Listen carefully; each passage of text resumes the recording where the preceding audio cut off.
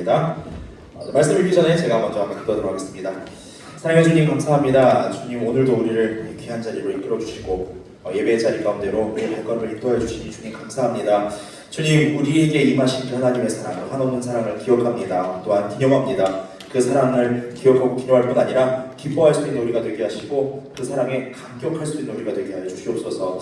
주님 그 사랑이 우리 삶에 또한 원동력이 되기를 원합니다. 그 사랑이 우리 삶의 원동력이 되어서 그 사랑으로 힘입어 이 세상 가운데에서 내가 예수께 속한 자요, 내가 예수를 믿는 자요, 그렇게 믿음으로 고백하며 살아갈 수 있는 귀한 믿음의 사람들, 새벽의 일과 같은 청년들이 될 수 있도록 하나님 이 자리 가운데 함께해 주시옵소서.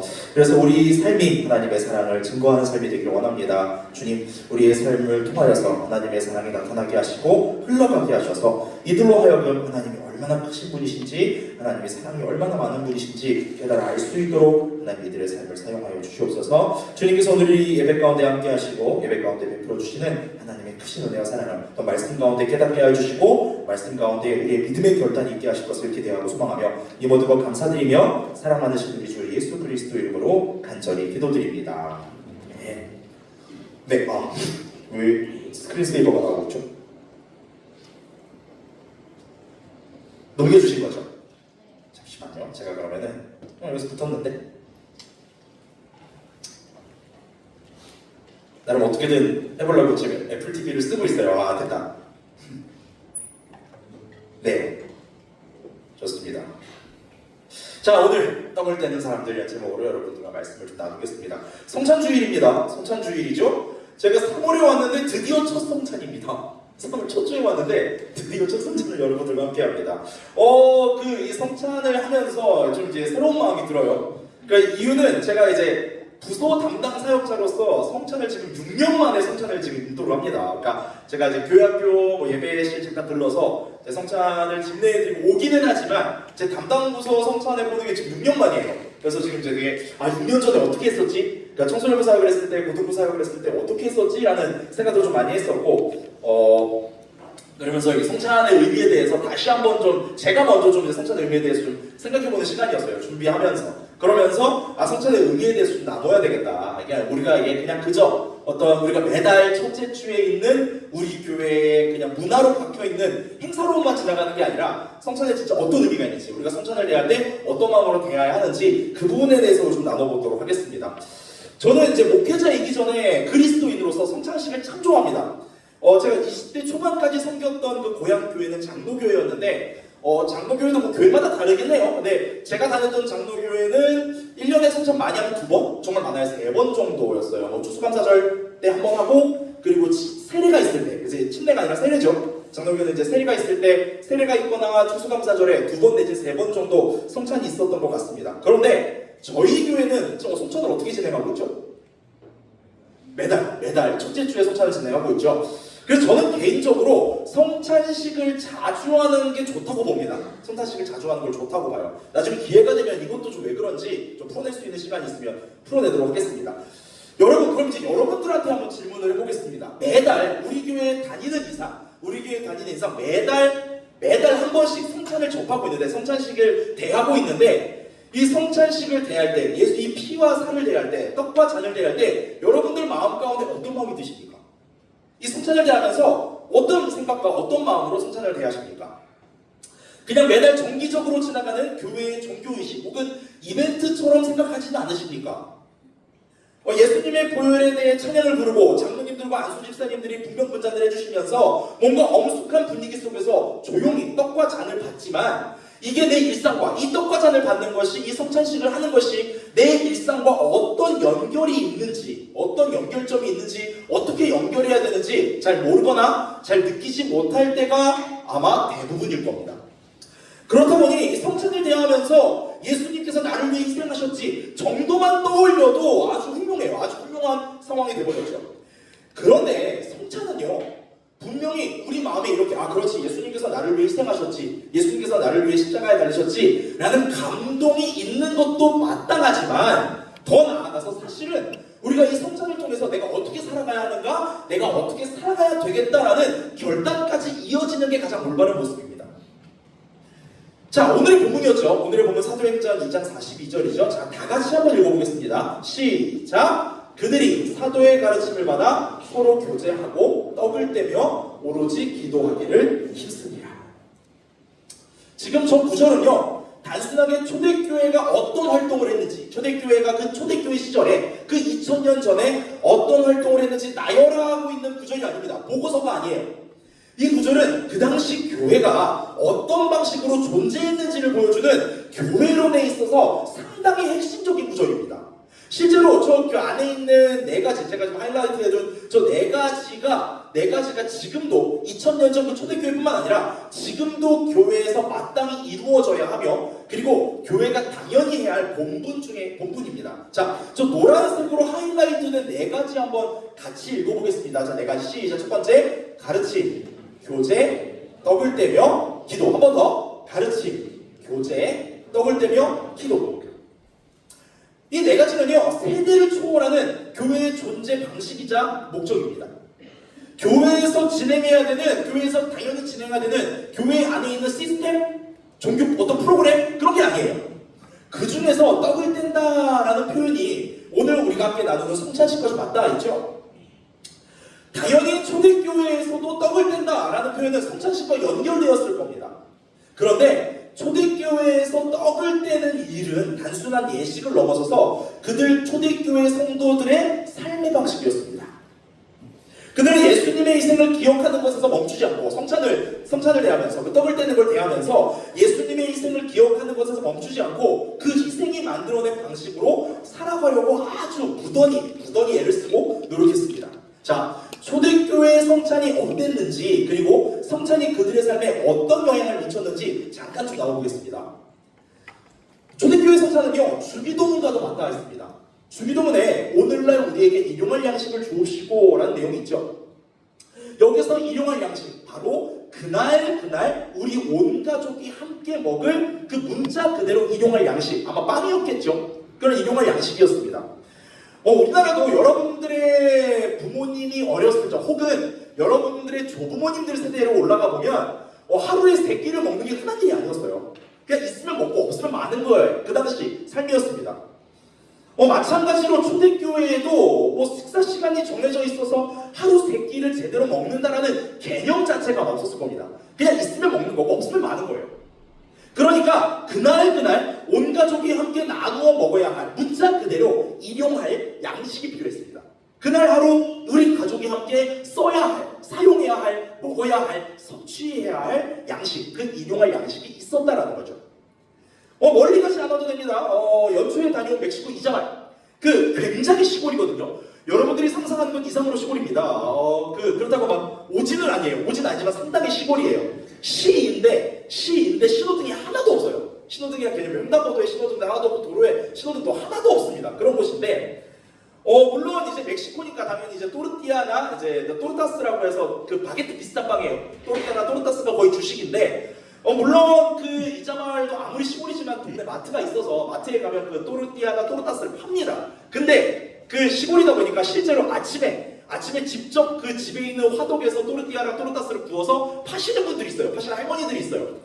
그러면 저희 이제 교회에 선교지가 있는 그 이자마을 비카, 그 베델 국제 기독학교, 거기에 있는 조은경 선교사님이 새벽같이 나가셔서 그 가게, 그러니까 할머니가 운영하는 가게에 들러서 그날 학생들이 먹어야 할 또르띠아랑 또르타스를 사오세요. 사오셔서 그날 다 먹고 소진하고, 또 그 다음날 가서 사와서 다 먹고 소진하고, 이런 식으로 그날 필요한 양만큼, 그날 필요한 양만큼 일용할 양식을 구해오셨었습니다. 그 가게에 들르는 손님들도 그 조은경 선교사님과 마찬가지겠죠. 그날 아침에 온 가족이 같이 그날 종일 나눠 먹을 또르띠아나 또르타스를 사와서 가족들과 함께 나눠 먹고 끝나고, 또 그 다음날 또 사와서 먹고 끝나고, 아마 이게 반복되는 일상이었을 거예요. 바로 일용할 양식이죠. 초대교회 성도들은 주기도문을 따라서 하나님께서 그 일용할 양식을 주심에 감사했습니다. 그래서 가족들이 함께 식사를 할 때마다, 가족들이 함께 모여서 식사를 할 때마다 사실은 그 식사의 자리가 곧 성찬의 자리였어요. 하나님이 주신 일용할 양식에 감사하며, 우리가 또한 이 일용할 양식을 나눌 수 있음에 감사하며, 우리 가족이 함께 나누어 먹을 수 있음에 감사하며, 그 빵을 대하면서, 음료를 대하면서, 그래, 이것을 주신 하나님이 우리를 너무나 사랑하셔서 구원하시기 위해서 예수님을 보내주셨고, 이 우리가 지금 대하는 빵과 음료가 곧 예수님의 피와 살이다라고 매 식사 때마다 그들을 기념했을 겁니다. 기억했을 거예요. 이렇게 그들에게 성찬은 교회에서 때마다 행하는 이벤트가 아니었습니다. 실제로 이제 그런 고대 문헌들을 보면 초대교회에서 이제 모여서 예배를 드리면 여러분 놀라지 마세요. 기본적으로 예배가 4시간에서 짧아야 4시간이고 길면 6시간이었답니다. 예배를 그렇게 길게 드리고 난 다음에 당연히 식사도 같이 했대요. 그러면 곧 그 식사의 자리가 곧 성찬의 자리였습니다. 고대 문헌에 있는 내용들이에요. 삶의 자리에서 그러므로 그들에게 성찬은요 삶의 자리에서 언제나 마주할 수 있는 집에서나 교회에서나 그들의 삶의 자리라면 식사를 대하는 자리라면 언제나 맞이할 수 있는 라이프 스타일이었어요. 성찬이 그걸 라이프 스타일이었어요. 그런데 그들의 성찬은 그 성찬 자체가 라이프 스타일이 되는 그 정도 문화가 돼서 그냥 아무렇지 않게 그 어떤 거리낌 없이 그 어떤 특별한 이벤트가 아니다라고 느끼면서 접하는 수준을 넘어섭니다. 오늘 본문을 보면 사도행전 2장 42절을 보면 떡을 뗀다라는 표현이 있죠. 이건 문자 그대로 가족들과 함께 빵을 떼어서 먹는 행위 그것에만 그치지 않습니다. 그들이 떡을 떼어서 나누어주는 대상은요 가족을 넘어서서 이웃까지 있었습니다. 자, 여러분 한번 생각해보세요. 아까 그들이 지금 먹는 양식이 어떤 양식이라 했죠? 주기도문을 따르면 중식, 일식, 한식 아니고 죄송합니다. 또 사이즈죠. 자, 이게 감사해요. 가장님 감사해요. 저 반응해주시는 분 있어. 내가 뭐 안 할 수가 없어. 내가 설교 때마다 한 번씩은 해야 되겠어.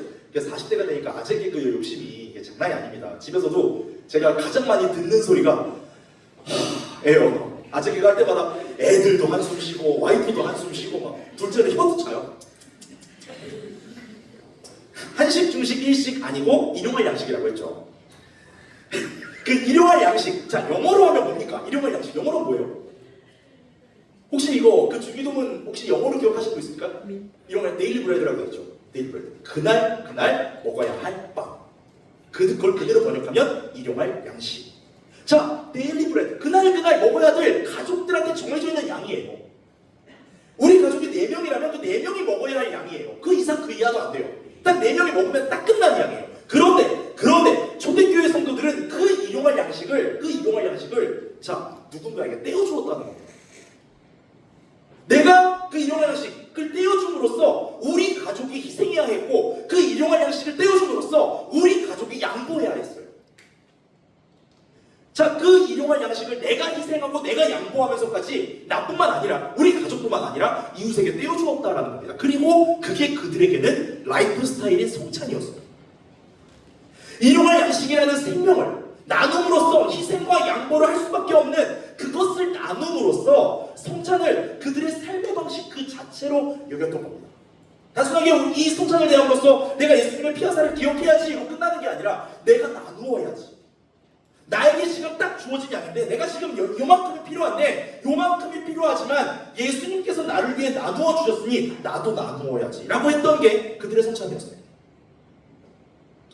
그래서 오늘 우리는요 스스로에게 이렇게 한번 질문해 봐야 합니다. 나는 성찬에 참여하는가? 아니면 성찬을 살아내는가? 그냥 매달 첫 주 주일에 있는 교회 종교식 그 이벤트로서 성찬을 접하면서 또 그냥 첫 주가 됐구나, 이번 달 첫 주가 됐구나, 새로운 달이 시작됐구나 라고 생각하면서 성찬에 우리가 참여하고만 있는가? 아니면 방금 제가 잠깐 나눈 것처럼 초대교회 성도들과 같이 성찬을 살아내는가? 바라기는요 이 자리에 있는 우리 모두, 저를 포함해서 우리 모두가 다 성찬을 살아내는 그리스도인들이 되시기를 축복합니다. 그저 종교의식으로서 참여하는 게 아니라요 예수님의 희생을 기억하고 넘어서서 생명을 나누어 주신 그 희생과 나눔을 따라서 우리도 나눌 수 있는 그 자리까지 나아가는 여러분들의 삶이 되시기를 축복합니다. 자, 나눔의 자리까지 나아가는 성찬. 자, 먼저 나에게 다가오는 성찬의 의미, 우리 개인에게 다가오는 성찬의 의미부터 함께 좀 살펴보겠습니다. 자, 제가 읽어드릴게요. 누가복음 22장 19절과 20절입니다. 또 떡을 가져 감사 기도를 하시고 떼어 그들에게 주시며 이르시되 이것은 너희를 위하여 주는 내 몸이라. 너희가 이를 행하여 나를 기념하라 하시고 저녁 먹은 후에 잔도 그와 같이 하여 이르시되 이 잔은 내 피로 세우는 새 언약이니 곧 너희를 위하여 붓는 것이라. 성찬의 출발점은 아주 명확합니다. 성찬은 우리가 하나님께 무엇을 드리는 자리가 아니에요. 예수님께서 우리에게 무엇을 주셨는지를 기억하고 기념하는 자리가 바로 성찬입니다. 먼저 개인적으로 우리에게 다가오는 부분이 그 부분이라는 거예요. 자, 19절을 보면 예수님께서 떡을 가지시고 감사기도 하신 후에 제자들에게 나누어 주시면서 너희를 위하는 내 몸이라고 하시죠. 그리고 그 이후에 잔도 똑같이 감사기도를 하시고 제자들에게 나누어 주면서 너희를 위하여 붓는 것이라고 말씀하십니다. 바로 여기서 우리가 제일 먼저 붙들어야 될 표현이 바로 너희를 위하여예요. 예수님의 몸은 막연하게 세상을 향해 던져진 희생이 아니라 저 표현 그대로, 저기 나와 있는 표현 그대로 너희를 위하여. 그러니까 지금 여기에 있는 우리를 위하여, 각자 여러분 한 명 한 명을 위하여 예수님께서 몸을 주셨고 피를 부으셨다는 겁니다. 그러므로 성찬은 단순한 종교의식이 아니라 나를 구원하시기 위해 예수님께서 자기 자신을 아무런 값 없이 우리에게 주셨다는 것을 의미하는 거예요. 자, 여기서 아무런 값 없이 주셨다를 두 글자로 뭐라고 하죠? 공짜 아니죠. 뭐라고 하죠? 두 글자로? 아무런 값 없이 우리에게 주셨다. 선물을 의미하는 은혜. 그게 은혜입니다. 우리가 너무나 흔하게 쓰는 단어죠. 너무나 흔하게 쓰는 단어예요. 은혜네. 은혜 받았습니다. 은혜입니다. 쓰지만 진짜 은혜라는 단어를 뜻은 뭐냐면요, 아무런 값 없이 아무런 대가 없이 나에게 주어진 거, 그게 은혜예요. 여러분, 사람 사이 관계에서는 그 은혜가 성립되지 않는다는 거 여러분 아십니까? 제가 여러분들한테 종종 앞으로도 이야기하겠지만 이 땅에서 가장 하나님의 사랑을 닮은 게 그나마 부모님의 사랑이에요. 인정하죠? 그런데 부모님의 사랑도 결국엔 사랑인지라 제한적일 수밖에 없습니다. 그거 어디서 할 수 있냐면 드라마에서 너무나 숱하게 나오는 거예요. 이게 애가 지금 컸어. 엄마 말 안 듣고 막 꽃 피들고 막 엄마가 하지 말라는 거 해. 막 20대 넘어가서도. 그러면 엄마들이 꼭 뭐라고 하죠, 드라마에서? 내가 너를 어떻게 키웠는데! 라고 하죠. 자, 이 말 보세요. 내가 너를 어떻게 키웠는데, 뒤집어 볼까요? 내가 너한테 바라는 게 있어 라는 거예요. 부모님도 우리한테 사랑을 주셨지만 그나마 이 땅 가운데서 하나님의 사랑에 가장 가깝게 사랑을 주셨지만 그 안에 저기 저편에 뭔가 바라는 게 있다는 거예요. 은혜가 아닌 거예요. 미안한 얘기지만 부모님이 우리에게 주시는 사랑은 은혜가 될 수 없습니다. 그런데 하나님은 그 사랑을, 우리가 그 사랑에 대해서 뭔가 삐댄다고, 우리가 그 사랑에 대해서 거절하거나 거부하거나, 아니 하나님 저는 사랑을 받아놓고서 또 하나님을 모르는 사람처럼 사랑한다고 하나님은 우리한테 그렇게 말씀하시죠. 내가 너한테 뭘 해줬는데 라고. 그냥 값없이 주시고, 또 놀라운 건요, 우리한테는 아무런 자격도 조건도 없습니다. 구원받을 안 따라오셔도 돼요. 괜찮아요. 넓게 잡아주세요. 그냥. 제가 이제 슬슬 좀 시동이 걸리기 시작했어요. 하나님의 사랑을 받을 때, 우리가 하나님의 그 한없는 사랑을 받을 때 우리한테 뭘 대가를 바라고 주시는 게 아니죠. 아무런 대가를 바라지 않고 주시는 걸 넘어서서 그 사랑을 주실 때 우리는 아무런 자격도 없고 조건도 없는데 그냥 주시고 나서, 야 너는 의인이야. 솔직히 내가 너 보면 자격 없거든, 조건 없거든. 근데 너 의인이야. 왜냐고? 내가 너 사랑하니까. 내가 너한테 이 사랑 줄 거니까. 그게 은혜입니다. 그게 은혜. 여러분, 은혜라는 단어를 쓸 때요, 은혜라는 단어가 저는 진짜 좀 간절히 바랍니다. 이건 저한테도 한 얘기예요. 여러분들 입에서 은혜라는 단어가 나올 때 가볍지 않기를 소망합니다. 그냥 은혜네, 은혜 받았네, 은혜다. 그렇게 그냥 너무 가볍게, 너무 가벼운 종교적 언어로 소비되지 않았으면 좋겠어요. 은혜를 생각할 때 그 은혜라는 단어를 내가 입 밖으로 내뱉을 때 그 은혜가 뭔지 한번 잠깐이라도, 찰나의 순간이라도 한번 생각해보고 내뱉었으면 좋겠어요. 그건 저도 마찬가지입니다. 잠깐 딴길로 샜는데, 어쨌든 이게 여러분 아무런 값없이 몰랐으니까 잠깐 딴길로 샜거든. 나 당연히 알 줄 알았는데. 은혜, 아무런 값없이 우리에게 주신 게 은혜입니다. 그 은혜죠. 그러니까 성찬은요, 다시 돌아와서 예수님께서 은혜로 우리에게 주신 생명을, 아무런 값없이 은혜로 주신 그 생명을 붙드는 자리입니다. 그리고 우리가 성찬을 생각하면서 또 우리가 봐야 할 또 한 가지 표현이 있다면 기념하라 해요. 기념하라. 여기서 말하는 기념은요, 우리가 흔히 생각하는 기념일이나 이벤트의 개념과는 다릅니다. 자, 우리가 기념일을 챙기는 이유가 뭐죠? 어린이날이 다가오고 있죠? 벌써부터 선물 압박이 4월 말부터 들어왔어요. 들어와서 둘째 같은 경우에는 어제 선물을 줬어요. 줬고 첫째는 입이 대빨 나왔어요. 왜 안 사주냐고. 근데 배달라고 야 나도 아직 안 사줘. 그러니까 너는 임마 이게 지금 뭐 잘못한 게 있거든. 그래서 오늘까지 자숙을 해야 되는 상황이라 오늘 밤에 사줄 건데 오늘 밤에 쿠팡으로 주문을 해줄 건데 자숙을 해야 되는 상황이거든. 그래서 야 임마 너 자숙해야 되는 시간이잖아. 그래서 뭐 어제 뭐라고 했는데 이러고 마는데 그래서 그 기념일을 지키는 이유가 뭡니까? 부모가 어린이날을 지키는 이유가 뭐예요? 애들 생일을 지키고 그리고 결혼기념일을 지키고 서로의 생일을 지키고 만난 날을 지키는 이유가 뭡니까? 단순하게 그날을 신나게 노는 날입니까? 아니면 뭔가 이벤트가 있어야 하는 날입니까? 뭔가 도파민이 터지도록 이벤트가 있어야 하는 날입니까? 자, 기념일을 챙기는 이유를 곰곰이 우리가 생각해본다면 과거 바로 그날에 있었던 추억을 떠올리면서 그날의 의미를 다시 새기는 거죠. 우리가 처음 만난 날, 결혼한 날, 내가 사랑하는 사람의 생일, 그리고 나는 정하지 않았는데 국가가 정해준 기념일들 이런 것도 챙기면서 나는 정하지 않았는데 그러나 성경에서 말하는 기념은요 이거보다 더 들어갑니다. 더 들어가요. 이 의미를 알려면 성경에서 말하는 기념에 대한 의미를 알려면 저 출애굽기 12장 14절을 봐야 하는데 저기도 하나님께서 그 출애굽한 이스라엘 백성들에게 율법을 주시고 그리고 절기를 가르쳐 주시면서 이날을 기념하라라고 말하시거든요. 근데 여기서 말하는 기념은 국가 공휴일을 얘기하신 게 아니에요. 자, 너네한테 6월절을 정해주고 뭐 초막절을 정해주고 사수절, 오수절을 정해줄 건데 그게 너네한테 이제 명절이야. 너네한테 국가 공휴일이야 라고 정해주신 게 아니라 저기서 말하는 기념의 의미는요 옛날에 그냥 옛날 옛적에 우리 조상들이 애굽에서 나왔더라 정도의 의미를 넘어서서 과거의 사건을 과거 기념해야 되는 그 사건을 내 기억 저장소 저기 한 구석에 있는 걸 끄집어내는 게 아니라 그 사건을 현재 내 삶 앞에다가 갖다 놓고 나를 그 사건에 참여시킨다는 의미가 있어요. 다시 말씀드릴게요. 과거에 있었던 그 사건을 그저 머릿속에 있는 그 저장소에서 끄집어내는 정도의 기념이 아니라 그 사건을 가져와서 내 삶 앞에 놓고 내가 체험하는 것, 내가 내 현실이라고 말하는 게 그게 바로 저기서 말하는 기념입니다. 성경이 말하는 기념은 다 저래요. 자, 그렇다면 누가복음 22장 19절 저 하반절에서 예수님께서 제자들에게 나를 기념하라라고 말씀하셨던 것도 똑같은 거예요. 너네가 성찬을 행할 때마다 그냥 그래 2000년 전에 예수님 죽으셨지, 예수님 나를 위해서 피와 살을 피를 찢기시고 피를 흘리시고 살을 찢기셨지, 피를 흘리시고 살을 찢기셨지 라는 걸로 끝나는 게 아니라 그 성찬을 오늘 내 삶 앞에 가져와야 된다는 거예요. 오늘 지금 내 삶의 현실 앞에 가져와서 도대체 성찬이 내 삶에 무슨 의미가 있는가? 그러면 내가 이 성찬의 의미를 안다면 내가 어떻게 살아가야 하는가?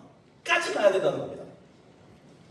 그러니까 성경에서 아까 말씀드린 기념은 과거를 떠올리는 것이 아니라 내가 그 사건 안으로 다시 들어가는 겁니다.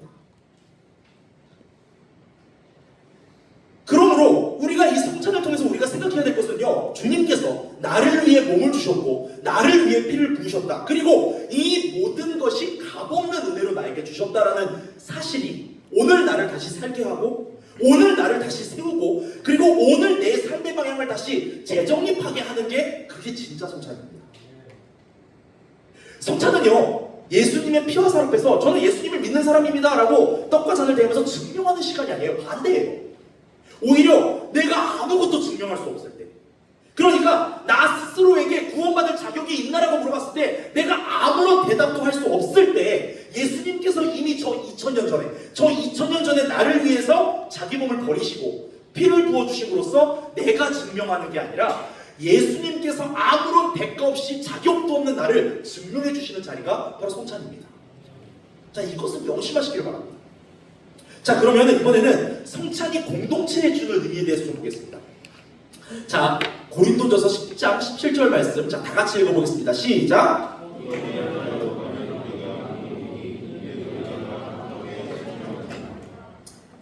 성찬은 예수님께서 제자들에게 하신 말씀처럼 너희를 위하여, 그러니까 철저하게 개인에게 주어지는 은혜로 시작을 합니다. 그러나 잘 생각해보세요. 그 우리에게 값없이 주시는 그 은혜는요, 구조적으로 우리 개인에게만 머물 수가 없어요. 만약 저게 구조적으로 우리 개인에게만 머문다면 전 세계 이 많은 사람 중에서 단 한 명만 구원받을 겁니다. 그렇게 되겠죠. 그러나 이 은혜는 개인을 넘어서는 은혜이기에 방금 우리가 읽었던 저 말씀처럼 우리가 참여하는 성찬의 본질이 바로 하나의 떡이기 때문입니다. 바울은 저 구조를 통해서 하나의 떡에 참여하는 사건, 곧 한 몸이 되는 근거가 곧 성찬이다라고 이야기를 해요. 그러니까 저 말을 그대로 따르면 공동체는요, 우리가 만드는 게 아니에요. 우리가 만드는 게 아니에요, 공동체는. 이미 우리에게 주어진 하나의 은혜, 곧 예수님의 희생으로 우리에게 찾아온 구원의 은혜에 참여하는 순간 필연적으로 형성되는 게 바로 공동체입니다. 자, 이 사회는 일반적으로 공동체를 만들 때 관계의 친밀도나 유사성을 통해서 공동체를 형성하죠. 그리고 공동체를 만들려고 하지 않아도 이 관계의 친밀도나 유사성이 발견이 되면 자연스럽게 공동체가 형성이 됩니다. 그러나 그리스도의 공동체는 달라요. 그리스도 공동체는 달라요. 그리스도 공동체는 관계의 친밀함 아니면 성향의 유사성으로 만들어지는 게 아닙니다. 바로 구속의 동일성으로 만들어집니다. 구속의 동일성. 우리가 하나의 떡에 참여한 자들이라는 거. 우리는 각자 다 다르지만 우리가 하나의 떡에 참여함으로써 한 몸이 된다는 것, 바로 구속의 동일성, 이게 그리스도의 공동체의 근간입니다. 즉 오늘 성찬의 의미를 그대로 도입하자면 예수님의 피와 살로 말미암아 우리는 하나가 됐다는 거예요.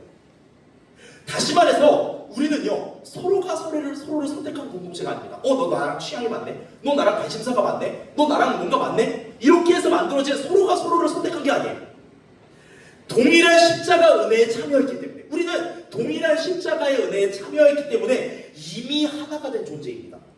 그러므로 성찬은 이런 의미에서 우리를 공동체로 만들어준 구속의 은혜를 드러내는 사건이라고도 볼 수 있어요. 바로 이 관점에서 오늘 본문이었던 사도행전 2장 42절 이후에 등장하는 초대교회 성도들의 삶을 보면 이 한 몸으로서 한 떡에 참여했다는 게 더욱더 명확하게 드러납니다. 자, 사도행전 2장 44절 45절, 믿는 사람이 다 함께 있어 모든 물건을 서로 통용하고 또 재산과 소유를 팔아 각 사람의 필요를 따라 나눠주며. 이 모습은요, 이상적인 공동체 윤리를 실천하는 모습이 아니에요. 어떤 사상이나 어떤 철학에 따른 공동체가 그 윤리를 실천하는 모습이 아니라는 거예요. 앞서서 나눈 성찬이 공동체에 주는 의미를 생각해 볼 때 초대교회 성도들은 이미 자신들이 서로 분리된 개인이 아니라 하나의 생명, 하나의 떡에 속한 한 몸이라고 생각했던 거예요. 그러니까 함께 있고 통용하고 자신의 재산을 개인의 것으로 여기지 않고 소유를 팔아서 나누어 줄 수 있었던 겁니다. 저건 윤리적인 실천이 아니었어요. 그냥 그들이 그렇게 살아갈 수밖에 없었던 거예요. 왜냐면 그들이 깨달았을 때 우리는 한 몸이니까, 우리는 하나이니까, 하나의 떡, 예수 그리스도의 피와 살이라는 공동점 안에서 이미 우리는 하나가 되었습니다. 그래서 내 것이구나, 네 것의 경계가 허물어지고 그 예수님의 생명 안에서 하나가 되었던 겁니다. 자, 그런데 사실 우리는 저 지점이 우리 개인의 삶에 적용해 볼 때 좀 불편할 수 있습니다. 왜냐하면 이 사회는 점점 더 개인화될 거거든요. 심지어 신앙도 개인화될 거거든요. 우리는 은혜도 개인적으로 경험하고 싶어합니다. 그리고 신앙도 개인적으로 만족하는 영역 안에서 머물기를 더 선호합니다. 내가 그냥 예수 잘 믿으면 되지 공동체가 왜 필요하지? 더 넘어가서 맨날 문제만 일으키고 사회의 구설수에 오르내리는 교회가 왜 필요한지까지 생각이 갈 수도 있어요. 그런데 성찬이 바로 우리의 이런 생각을 정면으로 깨뜨립니다. 성찬은 우리에게 너는 혼자 살아난 존재가 아니야 라고 말하는 게 성찬입니다. 너는 혼자 살아난 존재가 아니야. 너희는 다 같이 살아난 존재야. 너희는 예수 그리스도의 피와 살로 말미암아 다 같이 함께 살아난 존재들이야 라고 말하는 게 성찬입니다. 우리가 이 성찬의 선언, 너는 혼자 살아난 존재가 아니다 라는 선언을 받아들일 때 교회는 더 이상 침묵단체이거나 취향에 따라 드나드는 모임이 아니라 이미 서로가 서로에게 속해져 있는 공동체로 보이기 시작할 겁니다. 그러니까 교회는요, 쟤는 도대체 왜 저랬다, 쟤랑은 죽어도 안 맞아 라고 말할 수 있으나 넘어서서 쟤는 나랑 정말 달라, 그래도 우리는 예수님의 피와 살로 하나야 까지 갈 수 있는 게 교회라는 거예요. 그렇기에 성찬은 바로 이 사실을 반복적으로, 주기적으로 우리 스스로에게 또한 우리 공동체에게 확인을 시켜주는 자리입니다. 우리는 이 피와 살 안에서 하나야. 각자 다르지만 이 피와 살 안에서 하나야. 자, 이제 그렇다면 개인과 공동체를 넘어서서 이제 그러면 이 성찬이 우리 삶에 어떤 영향을 미치는지 좀 봅시다. 자, 요한일서 3장 16절 저희 다 같이 읽어보겠습니다. 시작!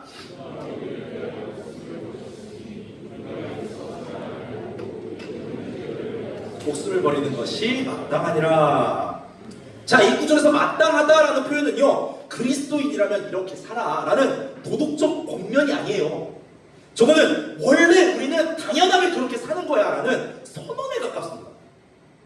즉, 성찬을 통해서 우리가 참여한 은혜는 결국 예수님의 희생과 양보를 따라 당연하게 우리의 삶의 방식도 우리의 존재 방식도 그로 향하게 하는 겁니다. 그러니까 마땅하다라는 저 표현은요, 너네가 목숨을 버리는 게 너무나 당연한 일이야. 왜냐면 예수님이 그렇게 하셨으니까. 이 말인 거예요.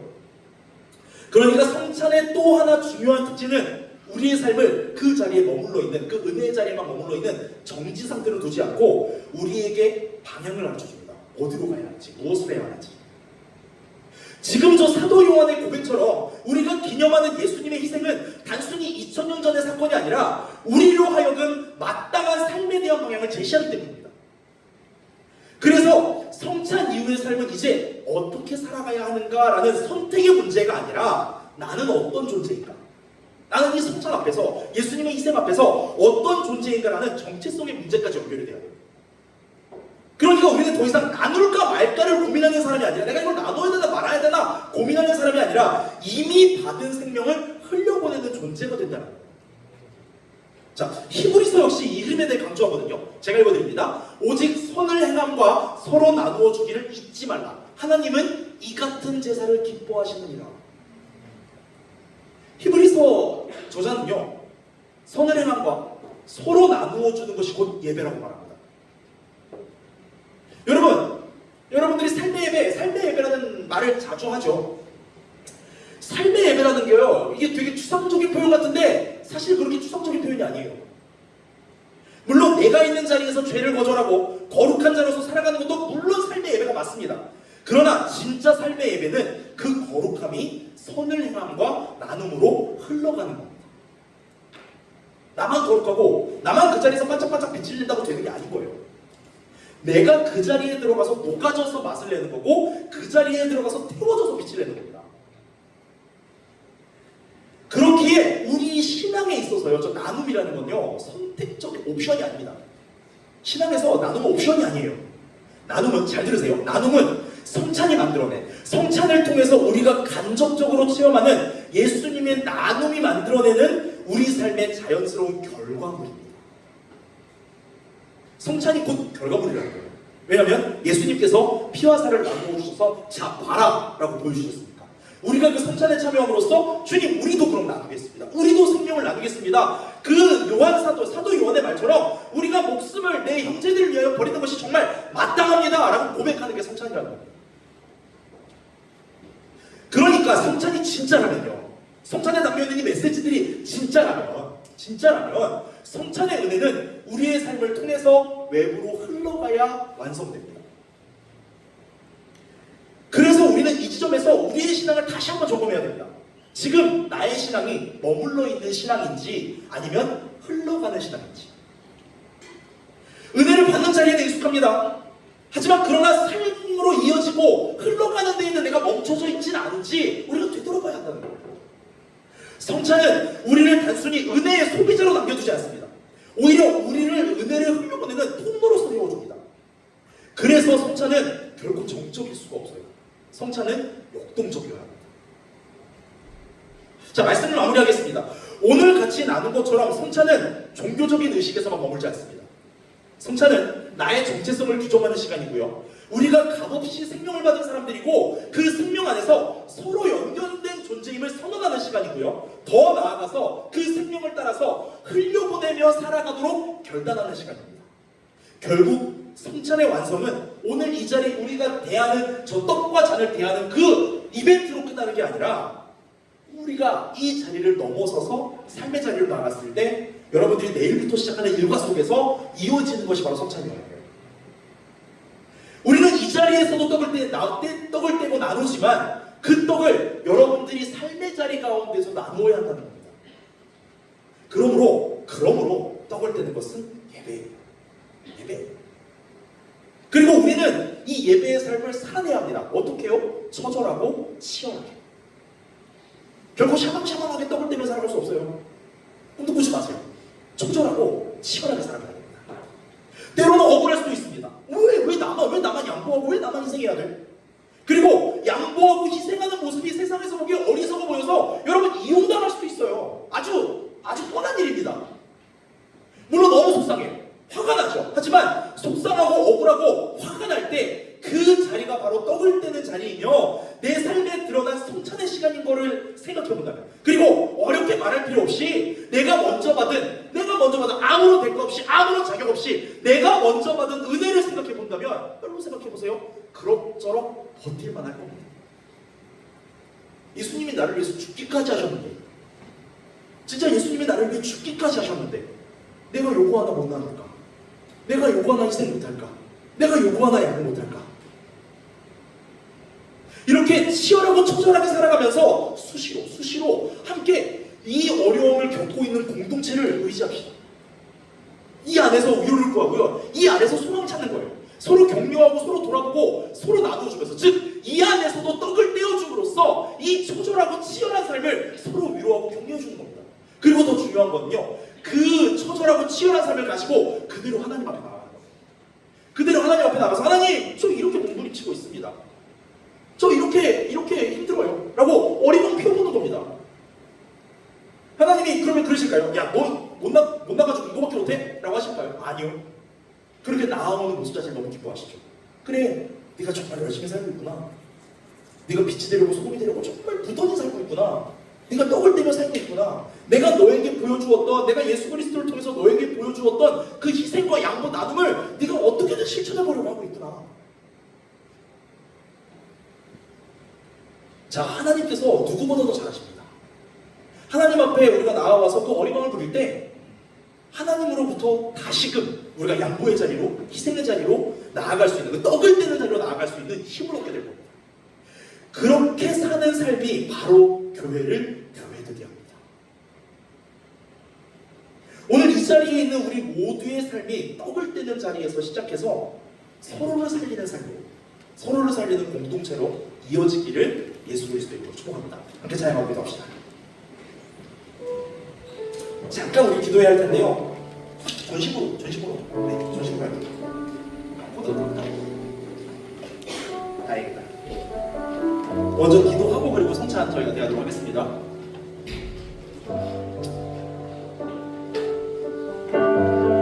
두 가지 기도할 텐데요. 첫 번째는, 하나님, 먼저 내가 값없이 받은 그 은혜, 이 성찬을 통하여서 매 성찬마다 그 은혜를 깨닫게 하여 주옵소서. 그 은혜가 내 삶의 원동력이 되게 하여 주옵소서. 값없이 자격 없이 우리에게 주신 그 크신 사랑, 그 크신 생명을 내가 잊지 않는 삶이 되게 해달라고, 매 삶의 순간순간마다 기억하는 삶이 되게 해달라고, 그리고 더 나아가서 내 삶에서 떡을 떼어줌으로써 그 성찬을 실천하는 삶, 성찬을 살아내는 삶이 되게 해달라고 먼저 찬양하고 우리 함께 기도하도록 하겠습니다.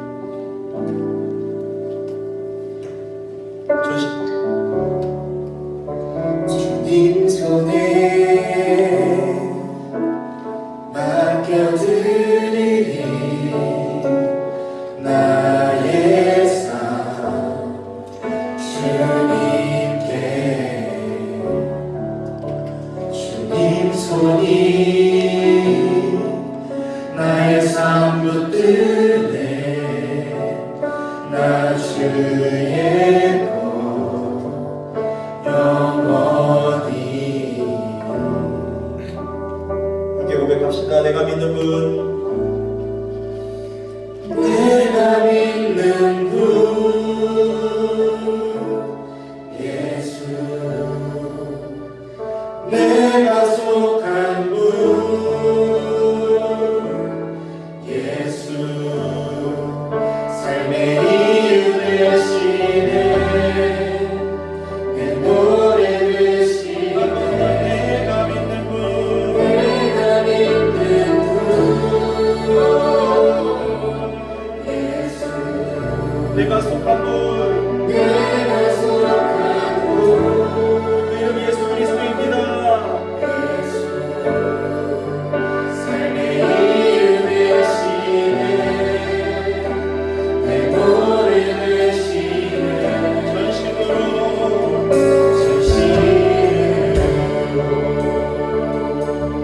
시간 2절로 함께 고백합시다. 주 함께 걸어가리라. 함께 걸어가리라. 모든 길 주시네.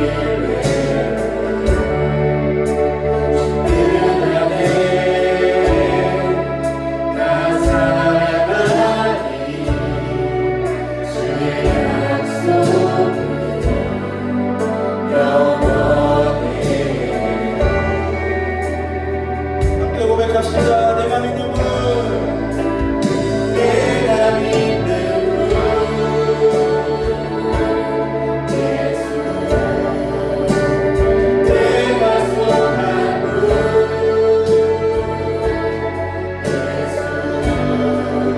삶의 이유 되시네.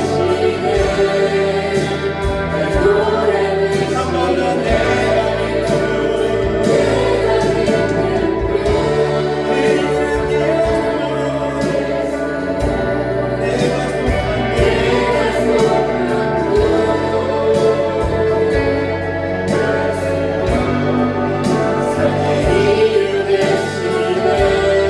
한 번 더 오래가도 고백합시다.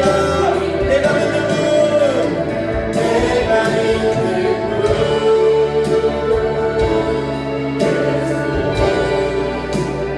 내가 속한 분 예수 그리스도. 삶의 이유 되시네. 내 노래는 마지막으로 너도 네가 믿는 분, 내가 믿는 이것이 우리 고백입니다. 내가 속한 삶의 이유 되시네. 내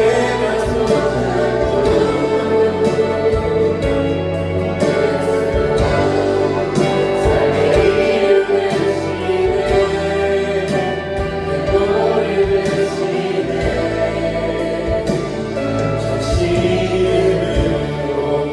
이 시간 함께 기도합시다. 함께 기도하실 때 아까 나눈 기도제목처럼 주님, 내가 속한 분 바로 예수 그리스도입니다. 내가 믿는 분 예수 그리스도입니다. 바로 이 근거 위에 우리가 서 있사오니 주님, 우리가 이 성찬을 통하여서 예수님에게 속한 자임을, 그 생명에 속한 자임을 깨달아 알게 하시고 은혜로 얻은 이 귀한 생명이 나에게 기쁨이요 능력이 되게 하셔서 우리가 성찬의 삶을 살아내는, 나눔의 자리, 희생과 양도의 자리로 나아갈 수 있는 귀한 믿는 자들, 예수님에게 속한 자들이 되게 해달라고 우리의 삶을 주께 맡겨드리시면서 이 시간 주님 이름 한번 부르시고 함께 동성으로 기도합시다. 주여, 주님께 속한 자들입니다. 주님께 속한 자들입니다.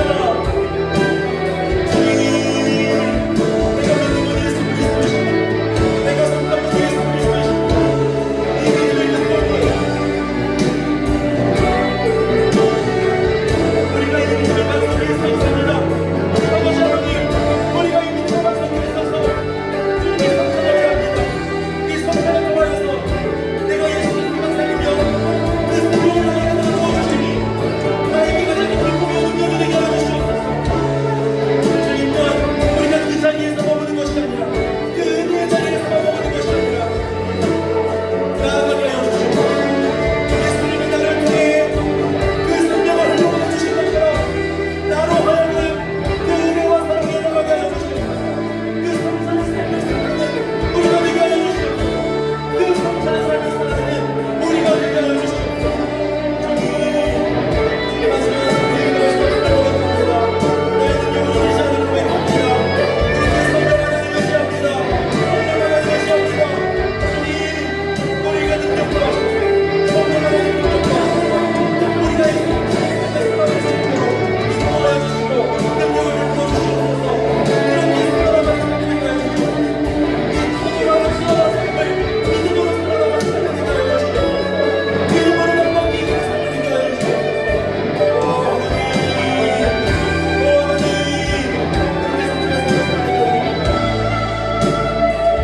자, 이 시간 한 가지를 보기도 합시다. 우리가 아까 말씀을 통해서 나누었던 것처럼 우리는 성찬으로 하나의 떡으로 하나가 된 공동체이죠. 그렇다면 이 시간 우리가 공동체를 위해 기도합시다. 특별히 오늘 우리가 마음 모아서 우리 한치체를 위해서 기도했으면 좋겠습니다. 청년 일부의 우리 한결이 이번 주에 수술을 앞두고 있습니다. 여러분들 알고 있다시피 지금 투병 중이죠. 정말 씩씩하게 믿음으로 잘 이겨나가고 있는데 지금 이제 고관절 수술을 앞두고 있습니다.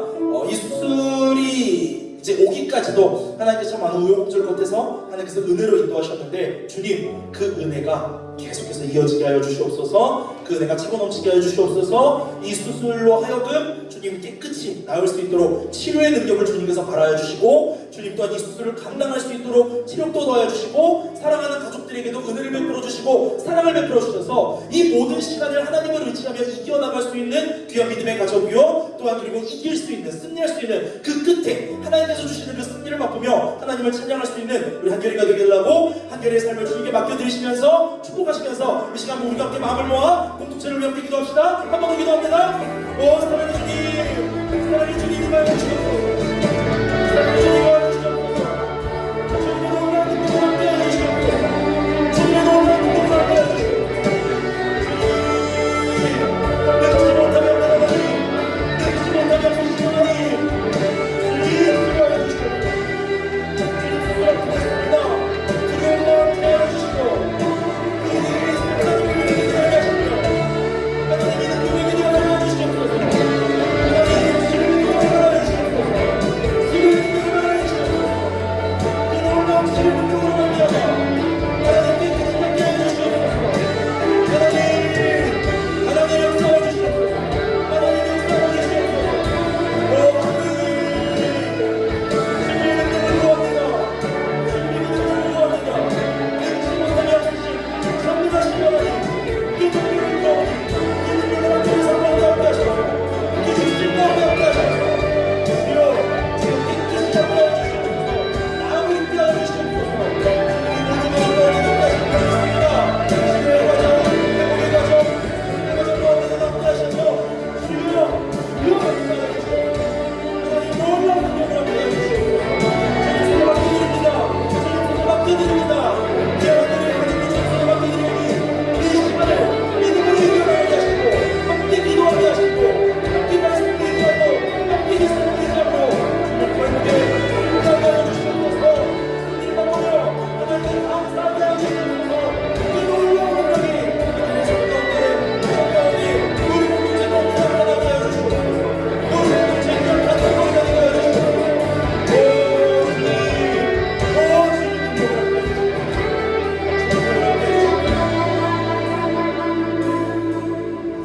주님 우리 가운데 예수님을 보내주셔서 그 예수님의 희생으로 말미암아 우리를 구원하여 주시니 주님 감사합니다. 아무런 자격도 없고 조건도 없는 우리를 그저 값없이 그저 사랑하셔서 은혜를 베풀어 주시니 주님 감사합니다. 주님 우리가 그 은혜 앞에 섭니다. 그 은혜 앞에 서오니 아버지 하나님 이 은혜가 진정 우리 삶에 감격이 되게 하시고 매일매일의 삶 가운데 그 은혜를 감격할 수 있는 예수님의 희생을 기억하고 감사할 수 있는 이들의 삶이 되게 하여 주시옵소서. 주님 또 우리 가운데에 귀한 한결형제를 위해 기도합니다. 하나님 전능하신 하나님이 줄로 믿습니다. 그 전능하신 능력으로 함께 하셔서 주님 수술도 주님께서 책임져 주시고 수술 이후의 회복도 책임져 주시고 수술을 맞이하는 마음도 책임져 주시고 함께 이 수술을 기다리며 마음 졸이고 있는 가족들의 심령도 주님께서 다 책임져 주시옵소서. 주님께서 능하며 능치 못할 일이 없는 하나님이신 줄로 믿사오니 그 놀라운 능력으로 말미암아 깨끗이 낫게 하여 주시옵소서. 그래서 우리 공동체가 함께 기뻐할 수 있게 하시고 함께 감사할 수 있게 하시고 그리고 또 이 놀라운 일들을 가장 기뻐하며 가장 감사하며 주님의 살아계심을 다시 한번 경험하며 주님께 삶을 온전하게 내어 맡길 수 있는 우리 한결형제의 삶이 될 수 있도록 하나님 기적 같은 그 능력으로 함께하여 주시옵소서. 주님 우리가 마음 모아서 함께 기도했습니다. 우리 가운데 역사하실 줄로 믿습니다. 우리의 기도가 하나님 앞에 상달될 줄로 믿습니다. 주님께서 우리의 기도를 멸시치 않으실 줄로 믿사오니 우리가 기도하는 대로 주님 하나님의 뜻 안에서 모든 것을 다 하나님의 그 순전하신 뜻 안에서 이루어 주시옵소서. 주님께서 우리 가운데 행하신 놀라운 일들과 아름다운 일들을 기대하고 소망하며 이거 두고 감사드리며 사랑 많으신 우리 주 예수 그리스도 이름으로 간절히 기도드립니다. 네, 성찬을 진행하도록 하겠습니다.